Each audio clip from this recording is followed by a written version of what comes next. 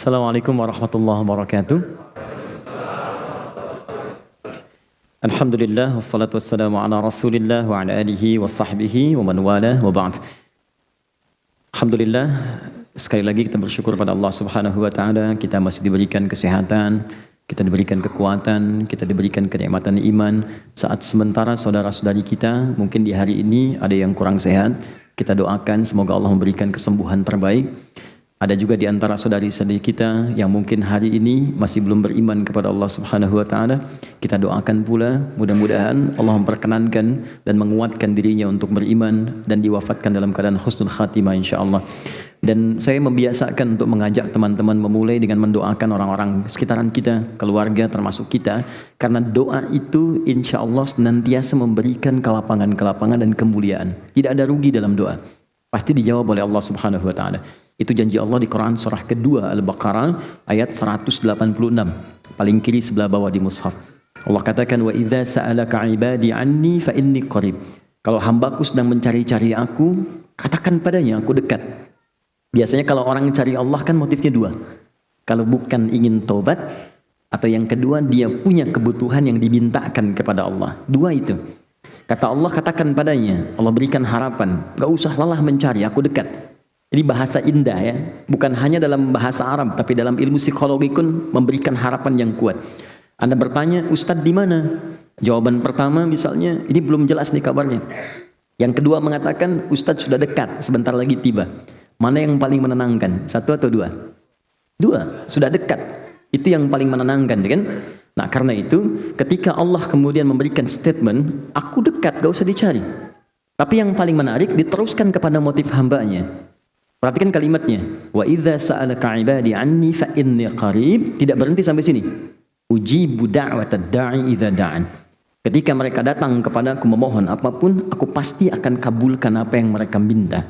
Sepanjang itu mengandung nilai kebaikan untuk dunia akhiratnya. Maka saya mohon kepada teman-teman sekalian, isi. Jangan sampai ada sehari kita tidak berdoa pada Allah Subhanahu wa taala. Ya, dan di antara doa itu minta yang belum beriman supaya diberikan oleh Allah kekuatan iman. Alhamdulillah kami di Bekasi dengan teman-teman membiasakan dan hampir setiap pekan ada yang masuk Islam. Ada yang masuk Islam. Ada yang mantan preman, ada yang mantan pembunuh, ada yang mantan penjudi, ada yang biasa-biasa. Tapi kita bahagia gitu. Ya, beberapa waktu yang lalu datang ke akhir center itu satu pertanyaan, Ustaz, saya mantan pembunuh. Bisa nggak saya tobat? Saya katakan selamat.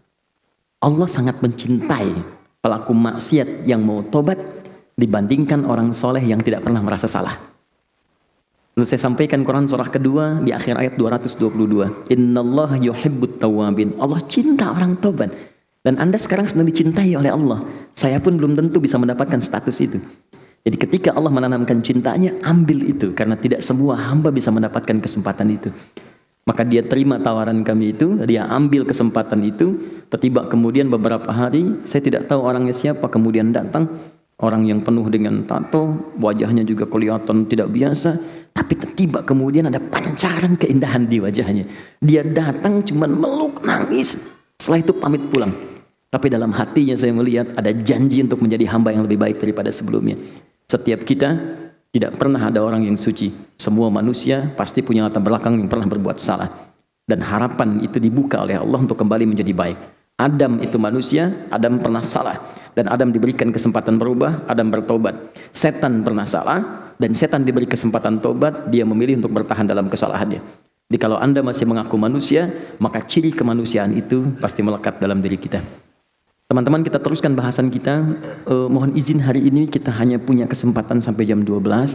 Jadi saya akan maksimalkan apa yang kita bisa bahas dalam kesempatan ini. Kita fokus pada pembahasan tentang sholat. Ya, mohon izin, sekarang kita akan masuk pada bahasan ruku. Saya sudah bahas tentang makna sholat. Sudah bahas tentang manfaat-manfaat sholat. Sudah bahas tentang syarat-syarat dasar sholat yang mencakup aspek bacaan, gerakan, kemudian makna. Jadi kalau Anda ingin belajar ibadah kata Al-Quran, seperti saya sampaikan di pertemuan lalu, jangan cukupkan pada bacaan dan gerakan, tapi juga sampaikan itu pada pembahasan tentang maknanya untuk mendapatkan kenikmatan dalam ibadah dan kekhusyuan dalam pelaksanaannya. Banyak orang tidak khusyuk dalam sholat bukan karena tak mampu khusyuk. kata Al-Quran, karena dia tidak mengerti, tidak paham apa yang dibaca dan dilakukan dalam sholatnya. Bagaimana Anda bisa menikmati sholat kalau Anda nggak ngerti apa yang dibaca dan tidak paham apa yang dilakukan? Ya, karena itu kita akan teruskan pada pembahasan yang kedua. Satu, sudah kita selesaikan fase berdiri. Ya, fase berdiri sudah kita bahas. Kita masuk kepada bagian yang kedua sekarang, ruku. Ya. Nanti setelah itu kita akan turunkan bahasannya, mencakup tentang cara ruku, bagaimana caranya, bacaan ruku, apa yang dibaca dalam ruku, yang terakhir hikmahnya, maknanya, kenapa kita mesti ruku, apa yang bisa kita bawa dalam ruku itu, apa pesannya, apa inspirasinya, apa manfaatnya. Itu yang coba kita turunkan, dan puncaknya kita bawa spirit ruku ini dalam kehidupan sosial kita. Oke. Jelas sampai sini? Baik ya. Karena bagian pertama sudah selesai, maka nomor 1 saya hapus dulu. Ya, periodenya sudah selesai, tinggal masuk yang kedua, ruku. Baik, sudah siap? Nanti saya minta satu orang dari teman-teman yang ikhwan untuk bantu saya di sini supaya saya bisa praktekkan seperti apa cara rukunya seperti yang diinginkan oleh Al-Quran dan hadis-hadis Nabi Sallallahu Alaihi Wasallam. Oke, saya berikan pengantar dulu ya. Kita lihat Quran. Kita turunkan tentang ruku dalam Al-Quran dulu. Quran surah kedua ayat 43. Kemudian dikaitkan dengan salat Quran surah ke-22 ayat ke-77. Satu ayat terakhir. Kemudian manfaatnya, ini rahasianya. Tolong jangan diabaikan bagian ketiga ini, karena ini hal yang sering dilupakan oleh sementara teman-teman yang sholat di kekinian, di era sekarang. Di orang hanya mengejar cara dan bacaan. Yang penting saya sholat, yang penting ruku. Ya, padahal ada kesempatan di bagian yang ketiga. Allah berikan keutamaan dalam sholat yang tidak ditampilkan kecuali dalam posisi ruku dan sujud. Ya, kita lihat Quran surah ke-48 ayat 29. Ini rahasianya. Kalau Anda rukunya benar, maka Allah akan mengabulkan apapun yang Anda minta yang paling istimewa yang Anda mohonkan. Jadi kalau surga, surga yang paling istimewa. Kalau dunia, dunia yang paling istimewa. Kalau alam kubur yang paling istimewa. Jadi janjinya begini, yang paling istimewa saja aku kabulkan, apalagi yang biasa.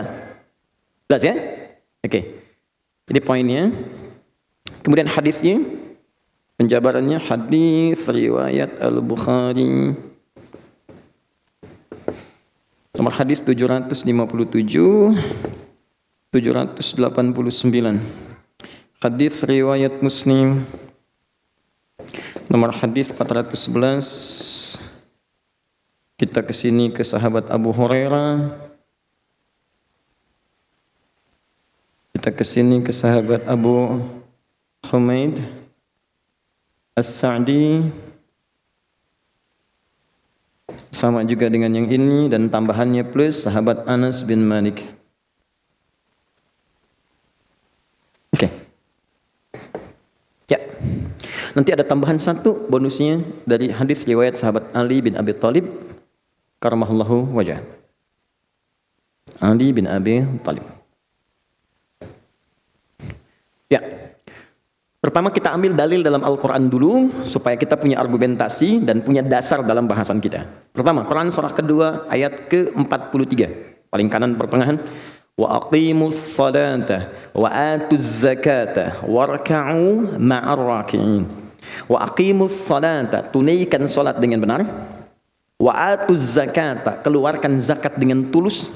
Ingat ya, salat selalu diawali dengan derivasi kata iqamah. Aqama yuqimu wa aqimus shalah. Alladzina yuqimunas shalah. Aqimis shalah. Itu berasal dari kata iqamah. Iqamah itu sesuatu yang ditunaikan dengan sempurna. Berdiri tegak sempurna disebut dengan qamah. Sesuatu yang ditunaikan dengan sempurna disebut dengan iqamah. Karena itu sebelum salat kan suka ada iqamat ya? Iqamah. Cuma orang kita kan menyingkat dengan qomat ya. Nah, kalau orang Arab nggak kenal qomat, cuman kan kebiasaan orang Indonesia senang menyingkat dengan ujungnya saja. Oke? Saya kalau sedang olahraga dengan orang-orang Arab tuh panggilannya sempurna. Kita main futsal, main bola, mereka bilang, ya Allah ya Syahdi, wazzi, Abdurrahman wazzi, ya Faisal wazzi, Faisal oper, Abdurrahman oper, Adi oper. Orang Indonesia tidak. Di oper. Abdurrahman man over. Tengku Wisnu nu over gitu kan. Ya, terus ujungnya aja. Ya sama, di Quran ada iqamah, di kita ada qomat. Jadi diambil bagian ujungnya, iqamat, qomat. Kenapa enggak mat? Untuk membedakan dengan mamat ya. Qomat, iqamah. Time. Iqamah. Nah, iqamah ini atau qomat itu bukan isyarat untuk sholat. Karena isyarat untuk sholat itu panggilannya lewat azan. Jadi kalau sudah azan, itulah isyarat sholat, siap-siap, panggilan sudah tiba. Makanya disebut dengan azan. Apa artinya azan? Asalnya bukan panggilan. Azan itu seakar dengan kata udhun, artinya telinga.